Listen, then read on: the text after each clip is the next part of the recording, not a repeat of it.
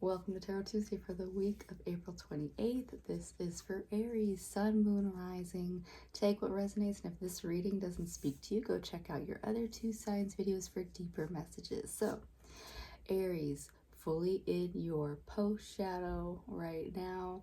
There is still a lot of heavy Aries influence, including your ruling planet being in Aries, so it's still opportune time for you. This is a very light post shadow, at least from what I can tell. So we have, by the end of this week, we have on Friday the 1st, we have a full moon in Scorpio. Scorpio is somewhat of a sister sign to you, as you are both ruled by Mars to a degree, so it should be a relatively good full moon for you. The very next day, Mercury is leaving your sign, moving into Taurus. So yes, a little bit more of a slowdown on communication this week. But let's see what that means for you and for this week. Because we are in a earth sign season, I'm going to be using the Sedona deck. I freaking love it. It's so like handmade. It looks so homemade is what is so good about this deck. So let's see what we got going on for Aries. Blank, look, unexpected, unknown. That's a great place to start, Aries. It means that you have freedom of choice, you have free will to do what you want with this week. So take it how it goes. You're coming from a place of the coyote, and this is crazy wisdom in this deck. And so yeah, this is you prepping for that full moon in Scorpio at the end of the week.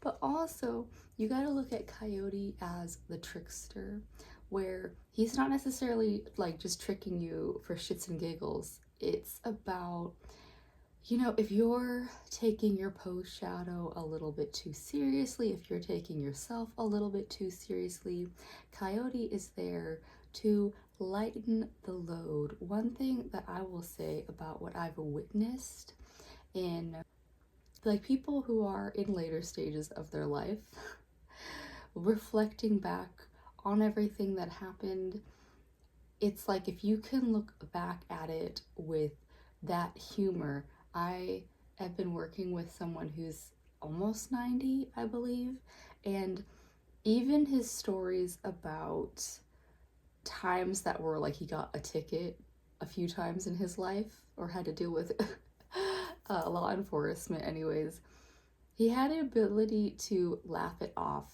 and find something funny about that scenario. And that's what's so beautiful, is that it's not a burden. It is something that he can look back lightheartedly. And so Aries, for you, where can you find something to laugh, I mean, not laugh off a situation, but, you know, lighten that load. Like, life is only as hard as you want it to be. It's that glass half full or half empty, and you have to choose the half full.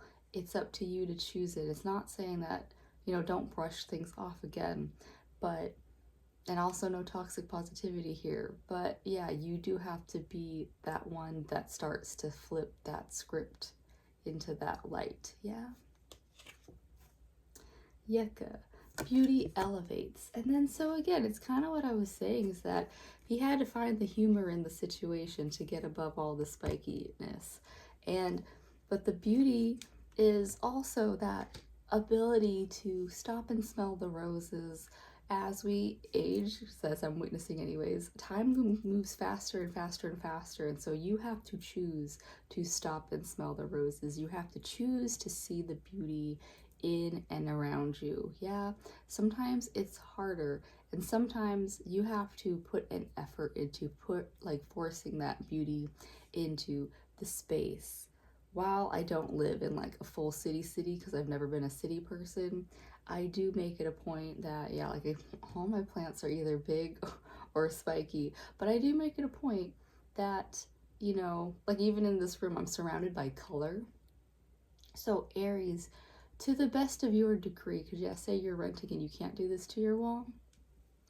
Oh, I'm gonna pick you up, Pokey. Like, you can choose to put plants and things in and around your life. Yeah, the sun, man, oh my god. I'm doing my best to not blind myself right now. But anyways, Aries, you can choose to see the beauty, like for one, choose to see the beauty around you, and then also incorporate things that give you joy. Yeah, Marie Kondo, your life. Anyways, Red Canyon, ancient and future energies. So Aries. Hi Raven. Oh my god, amazing. Raven just came in for you. That's another trickster element in your reading there. So you've got two trickster friends for your week this week, Aries. So, but Red Canyon is saying that you are anchored in this present moment, but if you look at the plane of time, because time is tied to you, like the time is solely tied to you, and everything that has happened before you and everything that happens before you is in your plane of time and how you're going to move throughout this lifetime. Yeah. And so Aries, for you, being fully present in your body is what's going to anchor, that healing for any past traumas, and then that healing for, where you want to go in the future. And healing that future is saying that you are making sure that in the moment you aren't already poo-pooing that future. You aren't already going like, oh, that's not possible.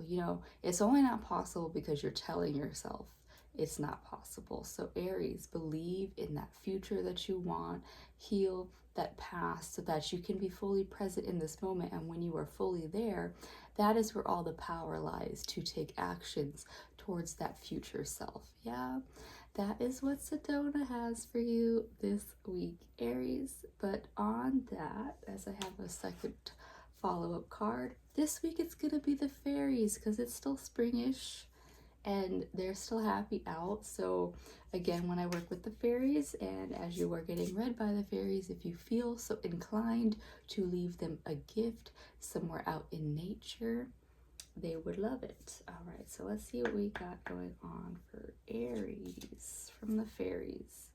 Dietary change. Improve your diet and your life will also improve. So Aries, I mean, if you're thinking about if you are feeling off in any way, shape, or form, a dietary shift can always help with that. But in just like say Chinese medicine, as we are heading into warmer months up here in the northern hemisphere at least, there is this push for you to move away from, like, we've been eating nothing but warming foods for the last few months or so, and this is time where your body might be making that transition into, well, it's time I can start to add cooling elements to whatever I'm eating. But also just seasonally, what is changing as we have moved, we're like basically moving through the midpoint of spring heading towards summer. Because I didn't even mention this because I believe the first is Beltana, which is a Celtic holiday, and it's that halfway point. It's literally the halfway point between the equinox and the solstice, so the start of spring to the start of summer. We're at that halfway point. So dietarily we might have more harvests that lead us to different changes in how we eat right now. So that, and by doing that dietary change, it will keep you present to not only your body, but to what is growing in and around you. Yeah, because you're eating local produce, ideally. I don't know. Anyways, that is what I have for you, Aries, for this week. I hope that helps. I do hope that you get to see the beauty and the humor in your post shadow, and I'll see you next week. Bye.